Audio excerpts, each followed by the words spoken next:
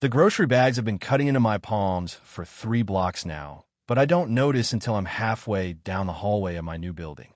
The plastic handles have left angry red lines across my fingers, and the weight of everything I've carried today, the milk, the bread, the small container of soup that will be dinner again, suddenly feels unbearable. I stop walking without meaning to. He's there, across from apartment 5B, which is mine now, though it still doesn't feel that way. He's leaning against his door frame like he's been waiting, though I know that's impossible because I never told anyone when I'd be back. I never tell anyone anything anymore. The first thing I notice is how still he is. Not the restless kind of stillness you see in people checking their phones or looking for something to do, but the patient stillness of someone who knows exactly where they want to be. His arms are crossed over his chest, and there's something about the way he holds himself that makes me think of old photographs, the kind where people stare directly into the camera without smiling, without pretending. Dark curls fall across his forehead in a way that looks effortless, but probably isn't. His jaw is sharp enough to cut glass, and his eyes are the kind of dark brown that looks almost black in the dim hallway lighting. He's tall, maybe 6 feet, with the lean build of someone who walks everywhere instead of driving. He's probably around my age, though something in his expression makes him seem older. And he's staring at me. Not the quick glance you give a neighbor you don't know. Not the polite acknowledgement of shared space. He's looking at me like he's reading something written in a language only he understands, like there are words printed across my forehead that I can't see, but he can. His gaze doesn't waver when I notice him watching. If anything, it intensifies. I feel exposed in a way that has nothing to do with the thin walls or the fact that my apartment is still mostly empty boxes. This is something else entirely. This is the feeling of being seen by someone who might actually be looking. My keys are somewhere in my jacket pocket, but my hands have gone clumsy with the grocery bags and the sudden awareness of being watched. I shift the bags to one hand and dig through my pocket with the other, metal jangling against metal in a way that sounds too loud in the quiet hallway. The building is old enough that sound carries, and I'm suddenly conscious of every small noise I make. He doesn't say anything, doesn't smile or nod or offer any of the small courtesies that smooth over these kinds of moments between strangers. He just keeps watching, and I keep pretending not to notice while fumbling with my keys like I've never used them before. The lock finally clicks open, and I push my way inside before I can do something foolish like look back at him. The door closes behind me with a soft thud that feels far too final, and I lean against it, grocery bags sliding to the floor as I finally let myself breathe. My heart is beating faster than it should be. Not the quick flutter of surprise, but the deeper rhythm of something more complicated. Something I moved here to avoid. The apartment is quiet in the way that only empty spaces can be. My footsteps echo slightly on the hardwood floors as I carry the groceries to the small kitchen. The walls are still bare except for the faint outlines where the previous tenant's pictures used to hang. My few possessions look lost in the space. A mattress on the floor where a bed should be, a single chair at a table that doesn't exist yet, boxes labeled in my own handwriting that I still haven't found the energy to unpack. I came here for the silence, for the chance to be nobody to everyone. 3 months ago, I graduated from college with a degree I'm not sure I want and a collection of almost that felt heavier than achievements. Almost a relationship with Marcus, my roommate's friend who kissed me twice and then spent weeks acting like it never happened. Almost a job in the city where I grew up, working for a company whose name I can't even remember now. Almost a life that looked like what everyone expected.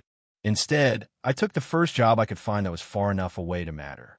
A coffee shop 2 blocks from here that pays just enough to cover rent and groceries. A life small enough that I can hold all of it without dropping anything important. I moved here to disappear, not to be watched. But as I put the milk in the refrigerator and stack the canned soup in the cabinet, I can't stop thinking about the weight of that stranger's gaze. The way he looked at me wasn't accidental or absent-minded. It was deliberate, focused, like he was trying to memorize something he might need to remember later. I've spent the last week learning the rhythm of this building.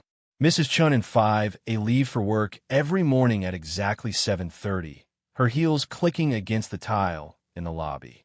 The couple in 5C fights every Tuesday around dinner time, their voices carrying through the thin walls, but never quite clearly enough to make out words.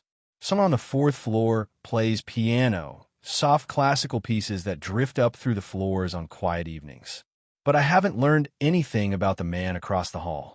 I've seen him exactly twice before today, once getting his mail, once waiting for the elevator, and both times he moved like someone who preferred not to be noticed. Today was different. Today he wanted to be seen. I pull one of the canned soups from the cabinet and read the label without taking in any of the words. My hands are steadier now, but I can still feel the echo of that moment in the hallway. The grocery bags cutting into my palms. The sound of keys against keys. The way he watched me like he was waiting for something I didn't know how to give. Outside my window, the city moves at its own pace. Cars pass by with their headlights cutting through the early evening darkness. People walk by on the sidewalk below, bundled against the October chill, going wherever people go when they have somewhere to be. I press my palm against the cool glass and watch them disappear around corners, into doorways, into lives I'll never know anything about. That was supposed to be me. Unremarkable. Just another person in a city full of people who don't look twice at strangers. But now, there's someone across the hall who looks like he might look twice. Who might look until he sees whatever it is he thinks he's looking for. And I don't know if I'm ready for that kind of attention, or if I ever will be. The soup is bland and too salty, but I eat it anyway, sitting on the floor with my back against the wall. The silence feels different now. Not empty, but waiting. Like something is about to change, and I'm the last person to realize it. 3 days pass before I see him again, and in those 3 days, I learn the shape of my new life. My apartment is on the 5th floor of a building that was probably beautiful once. The brick exterior has weathered to a warm rust color that looks almost intentional in the right light, and the windows are tall and narrow with the kind of character that landlords charge extra for. Inside, the hardwood floors creak in specific places I'm starting to memorize. The radiator clanks to life every morning at 6:15, and the water pressure in the shower is just weak enough to be annoying, but not weak enough to complain about.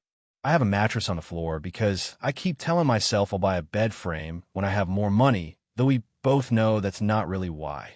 The dining table I ordered 3 weeks ago exists somewhere in shipping limbo, which means I eat every meal sitting cross-legged on the floor with my back against the wall and my plate balanced on my knees. There's something almost monastic about it that I don't entirely hate.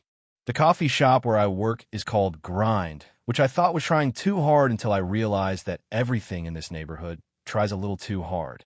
It's 2 blocks west and 1 block south, a walk that takes exactly 7 minutes if I don't stop for the traffic light at 5th Street. The owner is a woman named Carmen who wears vintage band t-shirts and knows everyone's order before they finish speaking. She hired me because I was the only applicant who didn't ask if we had flavored syrups. The work is simple in the way that physical labor can be simple. Steam milk, pull shots, learn the names of regulars who come in at the same time every day ordering the same thing. There's a man who gets a large black coffee at 7:45 every morning and tips exactly 50 cents. There's a woman who orders a cappuccino with oat milk and always apologizes for being picky. There's a teenager who comes in after school and studies at the corner table for hours, nursing a single hot chocolate until Carmen pretends not to notice that it's been empty for an hour. I like the predictability of it. I like being useful in a way that doesn't require me to explain myself or prove that I deserve to be there. I make coffee, people drink it, everyone goes about their day. It's a small life, but it's mine. At night, I eat takeout from the Thai place around the corner because cooking for one person feels more lonely than eating someone else's cooking alone. I sit on my floor and listen to the buildings settle around me. Mrs. Chun watching the evening news with the volume too loud. The couple in 5C having what sounds like a much quieter argument than their Tuesday fights. Piano music drifting up from somewhere below, always something classical and always perfectly played. And sometimes footsteps in the hallway that pause just a beat too long in front of my door. I tell myself I'm imagining it, that the building is old and sound travels strangely, that people pause to check their phones or dig for their keys all the time. But there's something different about these footsteps, something deliberate about the way they stop and start. I learned his name from the mailboxes in the lobby. Silas Beck, 5D. The nameplate looks newer than the others, like he hasn't lived here much longer than I have. When I check my own mail, I find myself glancing at his box automatically, noting when it's full and when it's been emptied. It's usually empty, which makes me think he's the type of person who stays on top of things, who doesn't let small responsibilities pile up until they become bigger problems. I see him twice more that week. Once waiting for the elevator when I'm coming back from work, both of us standing in the small lobby in a silence that feels different from comfortable, but not quite uncomfortable either. He's wearing dark jeans and a gray sweater that looks expensive in a way that seems effortless rather than showy. His hair is slightly damp, like he just got out of the shower, and he smells faintly of something clean and unfamiliar. We ride up to the 5th floor together, and I catch him looking at me in the reflection of the elevator doors. Not staring this time, just looking like he's trying to figure out something he can't quite put his finger on. When the doors open, he gestures for me to go first, and I mumble something that might be thank you. The second time, I'm leaving for work on a Thursday morning, and he's sitting on the front steps of the building, smoking a cigarette and watching people walk by. It's one of those October mornings when the air is sharp enough to wake you up, but not cold enough to make you regret leaving the house. He's wearing a leather jacket that's been broken in properly, soft-looking and shaped to his shoulders. He looks up when I come down the steps, and for a moment I think he might say something. Good morning, maybe, or nice weather, or any of the small words that people use to acknowledge each other's existence. Instead, he takes a long drag from his cigarette and gives me the kind of nod that suggests he sees me, that he's noting my presence without making a big deal about it. I nod back, because that seems like the appropriate response, and continue walking to work. But I feel him watching me until I turn the corner at 5th Street, and something about that makes my chest tight in a way I don't want to examine too closely. That night, I lie on my mattress and listen to the building breathe around me. Mrs. Chen's television, the distant piano, footsteps in the hallway that pause, just for a moment, outside my door. The doorbell rings on a Sunday evening while I'm eating pad thai straight for the container and trying to convince myself that unpacking the last 3 boxes counts as a productive weekend. The sound cuts through the quiet of my apartment like something foreign, because no one knows I live here yet. No one has any reason to ring my bell. I set the container on the floor and walk to the door, checking the peephole out of habit more than suspicion. Silas Beck stands in the hallway, holding something small and green in his hands, looking directly at the door like he knows I'm watching him through the tiny lens. I hesitate with my hand on the deadbolt. We've exchanged exactly one nod and several long looks across the span of a week, which hardly constitutes the kind of relationship that warrants house calls. But there's something about the way he's standing there, patient and still, that makes me feel like leaving him in the hallway would be more awkward than opening the door. The lock clicks open louder than it should, and I pull the door back just far enough to see him properly. He's wearing dark jeans and a navy t-shirt that fits him in a way that suggests he knows exactly how he looks. His hair is slightly messed, like he ran his hands through it before coming over here. And up close I can see that his eyes aren't just dark brown, but flecked with gold around the edges. He holds up the thing in his hands, and I realize it's a small potted plant. Something green and leafy that looks healthy and well cared for, sitting in a simple terracotta pot that's been painted white around the rim. For the new neighbor, he says, and his voice is lower than I expected, rougher around the edges like he doesn't use it as much as he should. He doesn't smile when he says it, doesn't offer any of the usual pleasantries that go along with welcoming gestures. He just states it like a fact and waits for my response. I take the plant because refusing it seems impossible, even though accepting it feels like agreeing to something I haven't fully understood yet.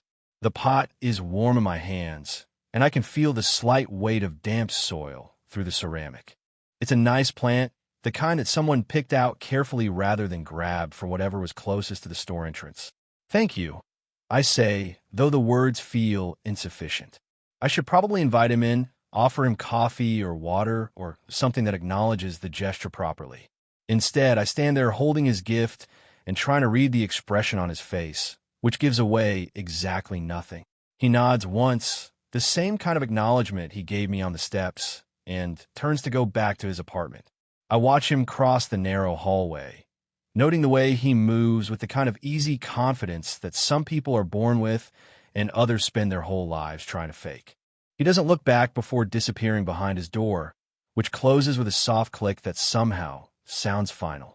I set the plan on my windowsill where it can catch the morning light, and spend the rest of the evening glancing at it while I finish my dinner and pretend to read a book I've been carrying around for months without getting past the first chapter. The plan looks right there, like it belongs in ways that most of my possessions still don't. 2 hours later, there's a knock on my door. Not the doorbell this time, just 3 soft raps that are somehow more intimate than the electronic chime. I check the peephole again and see Silas holding a bottle of wine in one hand and 2 glasses in the other, like he's planned this part of the evening as carefully as the first.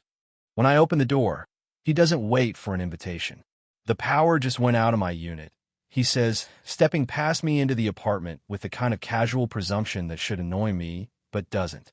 It's boring in the dark. I close the door behind him and watch him take in my space without trying to hide the fact that he's looking. His gaze moves from a mattress on the floor to the boxes still stacked against the far wall to the takeout containers I haven't bothered to throw away yet. If he judges any of it, he doesn't let it show on his face. He settles on the floor without being asked, leaning back against the wall with a wine bottle between his knees. The glasses are real glass, not plastic, and when he pours the wine, it makes the kind of soft, glugging sound that suggests this isn't the cheapest bottle from the corner store. I sit across from him, accepting the glass he offers and try not to notice how his fingers brush against mine when he hands it over. The wine is red and dry with a weight to it that makes me think he knows something about wine, that this isn't accidental. We drink in silence for a while, and I realize that the quiet between us doesn't feel empty the way silence with strangers usually does. It feels full of things neither of us is ready to say yet, but might be eventually. He asked me about work, about the coffee shop, about whether I like the neighborhood. Simple questions that should have simple answers, but the way he listens makes them feel more complicated. He listens like he's trying to map something, like my answers are pieces of a puzzle he's working on putting together. When I ask him what he does, he says he's between things right now, which can mean anything or nothing. When I ask how long he's lived here, he says not long, and takes another sip of wine like that's all the information I'm going to get. The candle I lit earlier burns down to nothing while we talk, and neither of us moves to replace it. After that night, with the wine and the careful questions, Silas Beck becomes a presence that shifts the entire geography of my small world. It starts the next morning when I'm leaving for work. The elevator doors open on the lobby level, and he's standing there, hands in his pockets, looking like he's been waiting. Not obviously waiting, not checking his watch or tapping his foot, just standing in that still way he has that makes ordinary moments feel weighted with intention. Morning, he says as I step out, and I realize it's the first time he's spoken to me first. His voice carries the same rough quality it had the night before, like he's not quite awake yet, or maybe like he's always a little bit guarded about letting words out into the world. I manage something back that might be coherent, though I'm still processing the fact that he timed this encounter, that he somehow knew when I'd be leaving. The thought should unsettle me, but instead it does something else entirely, something I'm not ready to name. He falls in a step beside me as we walk toward the building's entrance, and I notice things about him I missed in the dim hallway light. The way his leather jacket is worn soft at the elbows. The thin silver ring on his middle finger that catches the morning sun. The fact that his nails are painted black, chipped at the edges like he does it himself, and doesn't worry too much about making it perfect. We reach the corner where I usually turn toward Grind, and I expect him to continue straight or turn in a different direction entirely. Instead, he stops walking and pulls out a pack of cigarettes, tapping one out with practiced efficiency. "You work at that coffee place," he says, not really a question. He lights the cigarette and takes a long drag, exhaling smoke that mingles with the crisp October air. I nod, waiting for him to say something else, but he just smokes and watches people walk by like he's got nowhere else to be. "See you around," he says eventually, and I continue toward work with a distinct feeling that I've just participated in something that mattered more than the words we actually exchanged. It becomes a pattern. Not every morning, but often enough that I start to unconsciously time my departure for moments when I might run into him. Sometimes he's waiting for the elevator. Sometimes he's checking his mail. Sometimes he's just standing in the lobby like he's got business there that doesn't actually involve going anywhere. The conversations are brief and surface level. Comments about the weather, observations about the building's quirks, the kind of small talk that neighbors make to acknowledge each other's existence without crossing any meaningful boundaries. But there's something underneath the ordinary words, something in the way he looks at me while we're talking that makes me feel like we're having two conversations at once. 3 weeks after the wine night, I'm coming home from work on a Thursday when it starts to rain. Not the gentle mist that Seattle is famous for, but the kind of sudden downpour that soaks through everything in minutes. I'm fumbling with my keys under the building's small awning when Silas appears beside me, equally drenched, but somehow making it look intentional. "Lousy timing," he says, running a hand through his wet hair. The rain has made his curls tighter, and droplets of water cling to his eyelashes in a way that makes him look younger, less guarded. I get my keys sorted, and we ride the elevator up together, both of us dripping on the worn carpet and leaving the kind of silence that rain creates. When we reach the 5th floor, he pauses in front of his door instead of immediately going inside. "You want to see what 5 years of living in the same place looks like?" he asks, and something about the way he phrases it makes me think he's been planning this question, working up to it through all those brief morning encounters. His apartment is a mirror image of mine, but transformed into something that looks like a person actually lives there. The same hardwood floors, the same tall windows, the same radiator that probably clanks to life at 6:15 every morning.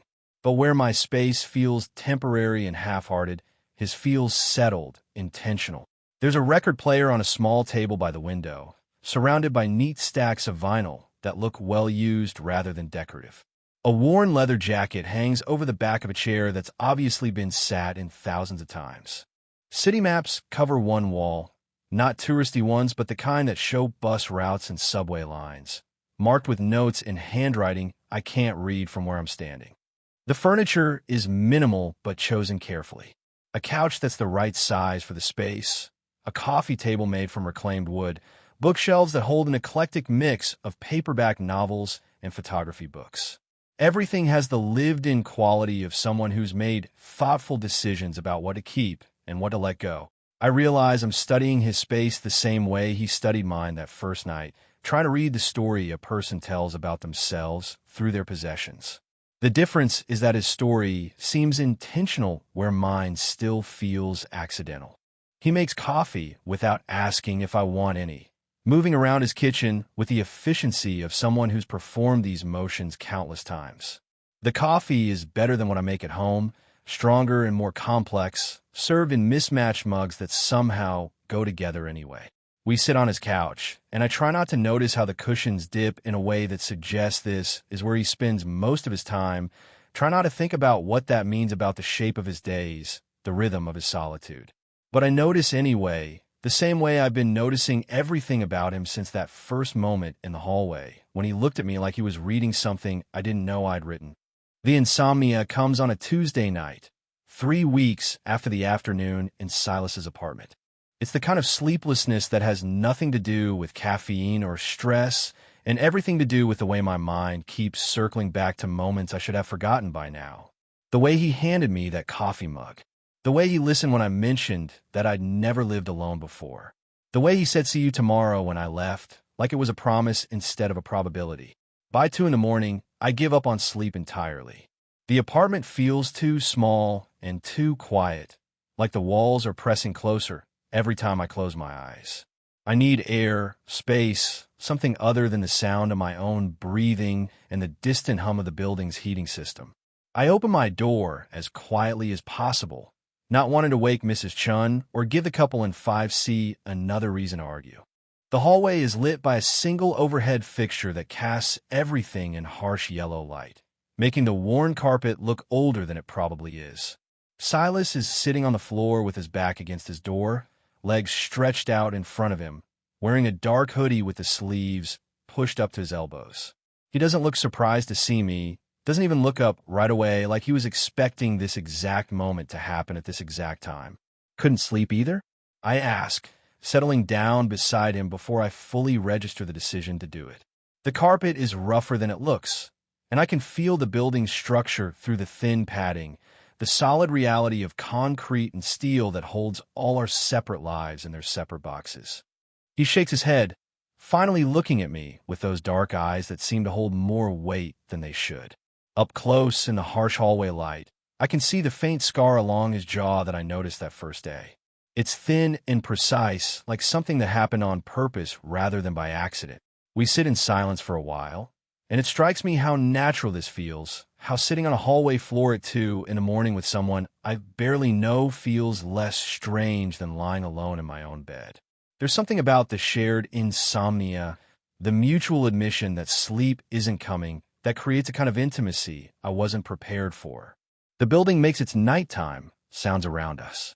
The elevator humming as it responds to some call from another floor. Water moving through pipes behind the walls. The distant sound of someone's television, volume turned low but still audible through the thin boundaries that separate one life from another. This city makes it easy to disappear, he says eventually, his voice even rougher than usual, like he hasn't used it in hours. You can walk down the same street every day and never see the same face twice. Everyone's too busy getting somewhere else to notice who's standing right next to them. I know what he means. It's part of why I came here, that anonymity, that freedom to be nobody in particular. But hearing him say, it makes me realize that maybe disappearing isn't as appealing as I thought it would be. Maybe there's something to be said for being noticed, for being seen by someone who's paying attention. Is that what you wanted? I ask. To disappear. He considers this for a long moment, rolling his shoulders against the door behind him like he's trying to work out some tension that's been building for hours. At first, he says, when I moved here, seemed like a good idea at the time. And now I'm not so sure.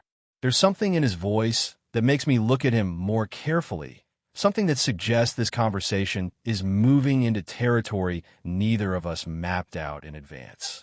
His profile in the harsh hallway light shows the sharp line of his jaw, the way his hair falls across his forehead when he's not conscious of pushing it back. I'm glad you moved here, he says, so quietly that I almost miss it.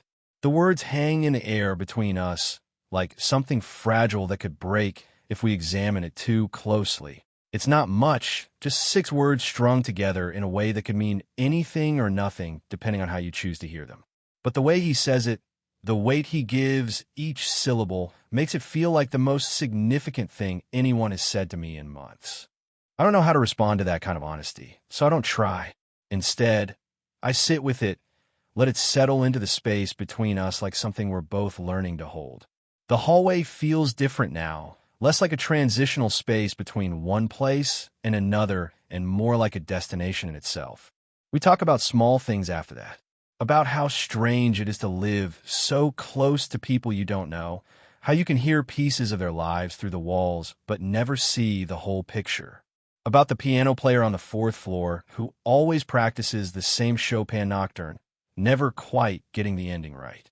About the way the building feels different at night, more honest somehow, like the daytime pretense of privacy falls away when most people are asleep. But underneath the ordinary conversation, something else is happening. Something in the way he looks at me when he thinks I'm not paying attention. Something in the way I catch myself memorizing the exact cadence of his voice, the way he pauses before saying anything that might matter. When we finally go back to our separate apartments, I lie on my mattress and replay the entire conversation, looking for clues I might have missed, meanings I might have overlooked. The words "I'm glad you moved here" echo in my head until they become a rhythm, a heartbeat, a promise of something I'm not ready to name but can't stop thinking about. The storm arrives on a Friday night with the kind of intensity that makes the windows rattle and the lights flicker in warning. I'm sitting on my floor, eating leftover Chinese food and trying to focus on a book when the first real crash of thunder shakes the building hard enough that I feel it in my chest. The rain started an hour ago as a gentle pattering against the glass, the kind of autumn precipitation that usually lulls me into contentment. But this is something else entirely. This is the kind of storm that makes you aware of how fragile the boundaries are between inside and outside, between safety and whatever waits beyond the thin walls we build around ourselves. I set my book aside and move to the window, watching sheets of rain sweep across the street in waves that catch the light from the street lamps and turn everything silver and strange. The few people still outside move quickly, heads down, focused on getting somewhere dry rather than experiencing whatever beauty there might be in this kind of weather. Lightning illuminates the sky for a brief moment, turning everything white and stark, followed by thunder that seems to come from directly overhead. In that flash of light, I see someone standing across the street, motionless in the rain, and for a moment I think it might be Silas. But when the darkness returns, whoever it was has disappeared, leaving me to wonder if I imagined the whole thing. The knock on my door comes during the next roll of thunder, soft enough that I almost miss it beneath the sound of wind and rain. I check the peephole and see Silas standing in the hallway, his hair dark with water, his jacket soaked through in a way that suggests he's been outside for longer than the few seconds it would take to get from the building entrance to the 5th floor. His eyes look different than they have before. Darker, more urgent, like whatever brought him here couldn't wait for better weather or a more reasonable hour. When I open the door, he doesn't say anything at first, just stands there dripping on the hallway carpet and looking at me like he's trying to decide whether what he came to say is worth saying. "Can I stay?" he asks finally, his voice barely audible over the storm. The question hangs between us with a weight that has nothing to do with the weather and everything to do with the fact that we both know he's asking for more than just shelter from the rain. I step aside without hesitation, which surprises me more than it probably should. 3 months ago, I would have overthought this moment, would have weighed the implications and talked myself out of whatever was about to happen. But standing here, watching water drip from his hair onto my floor, I realize that some decisions make themselves, that some moments arrive already knowing what they require from you. He sheds his jacket carefully, hanging it over the back of my single chair, where it immediately begins forming a small puddle on the hardwood. His t-shirt is damp, but not soaked, clinging to his shoulders in a way that makes me suddenly aware of the shape of him, the reality of his physical presence in my space.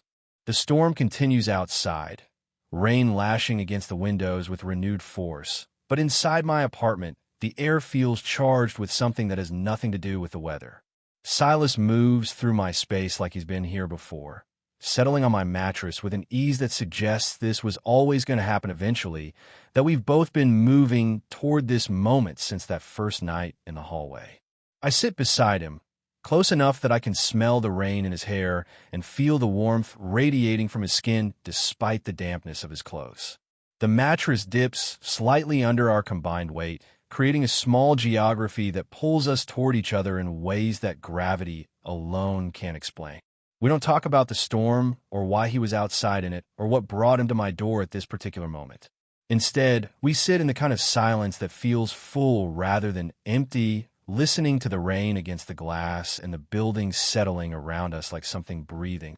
The space between us feels like a question neither of us knows how to ask.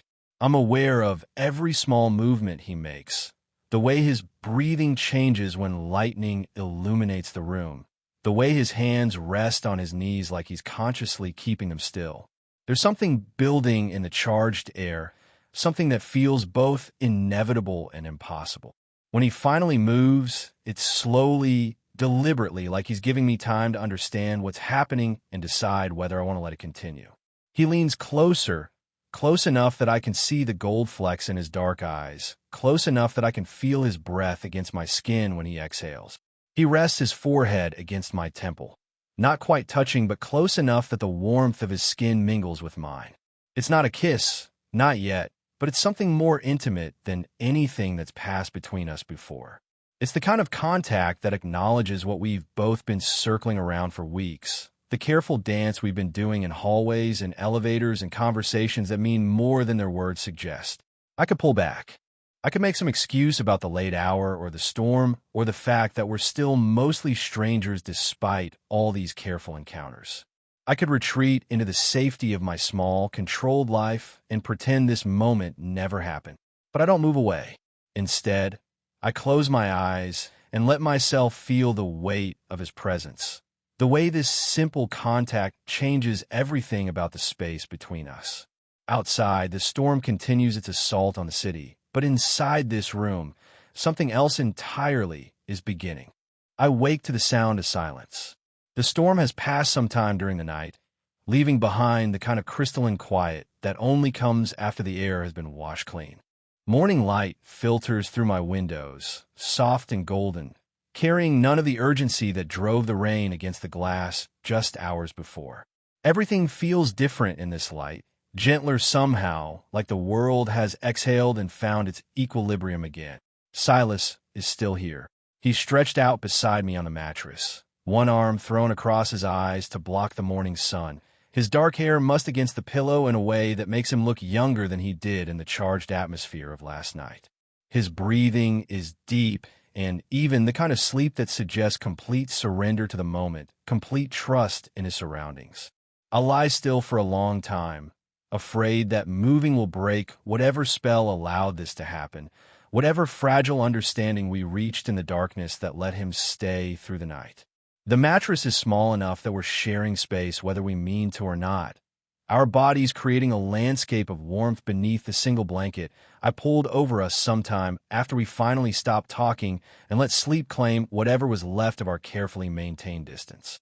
Nothing happened that couldn't happen between friends, between neighbors who found themselves caught in a storm and made the practical decision to wait it out together. But everything happened that needed to happen between two people who had been circling each other for weeks, testing the weight of each small interaction, building towards something neither of us quite knew how to name. When he finally stirs, it's slowly, like someone surfacing from deep water. He moves his arm away from his eyes and blinks at the ceiling for a moment, getting his bearings, remembering where he is and why.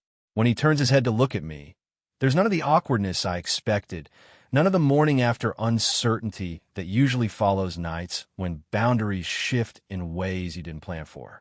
Instead, he smiles. It's the first real smile I've seen from him, not the careful expression he wears when we pass in the hallway or the polite acknowledgement he gives when we're being neighbors. This is something unguarded, something that reaches his eyes and changes the entire shape of his face. "Morning," he says, his voice rough with sleep, but carrying none of the weight it held when he asked if he could stay. The question has been answered, settled, integrated into whatever we're becoming. I managed to return the greeting, though I'm still processing the fact that he's here, that this actually happened, that the careful architecture of my solitary life has been rearranged by someone else's presence in ways I'm only beginning to understand. He sits up and stretches. The movement, casual and unself-conscious, like waking up in my bed, is something he's done before or something he plans to do again. The thought sends something warm and complicated through my chest, a feeling I'm not ready to examine too closely, but can't quite dismiss either. I should make coffee, I say, though what I mean is I need something normal to do, some familiar routine to anchor this new reality, where Silas Beck wakes up in my apartment and looks at me like this might be the beginning of something rather than the end of whatever careful dance we've been doing. He follows me to the small kitchen, leaning against the counter while I go through the motions of measuring coffee and filling the machine with water. The domestic simplicity of it feels both natural and surreal, like we're playing house, but also like this is just what Saturday mornings are supposed to look like. When I hand a mug, our fingers brush in the same way they did that first night he brought wine to my door. But this time, neither of us pulls away immediately. This time, the contact feels like acknowledgement rather than accident. He takes a sip and makes a face that suggests my coffee doesn't measure up to whatever standards he's developed during his time living across the hall. The expression is so genuine, so unguarded, that I find myself laughing before I can think better of it. "That bad?" I ask, and he shakes his head, still smiling. "Just different," he says. "I'll have to teach you how I make it." The casual assumption that there will be future mornings, future opportunities for coffee tutorials, settles into the space between us like something we both understand without needing to discuss. This isn't a conversation about what happens next, or what last night meant, or where we go from here. This is just two people sharing coffee on a Saturday morning, letting whatever is happening between them unfold at its own pace. When he finally leaves, it's with the same unhurried confidence he brought to staying. He puts on his jacket, now dry but wrinkled from its night, draped over my chair, and moves toward the door like someone who knows he'll be back. "See you later," he says, and the words carry the weight of promise, of certainty, of something that's just beginning to take shape between us. I watch him cross the hallway to his own door, watch him disappear into his own space, and then I'm alone again with my small apartment and my carefully constructed solitude. But it doesn't feel the same anymore. The plant he gave me sits on the windowsill, catching the morning light, and everything looks different in this new illumination. The storm is over, but whatever it brought with it remains, settling into the foundations of my quiet life like something that was always meant to be there, something I just needed the right weather to recognize.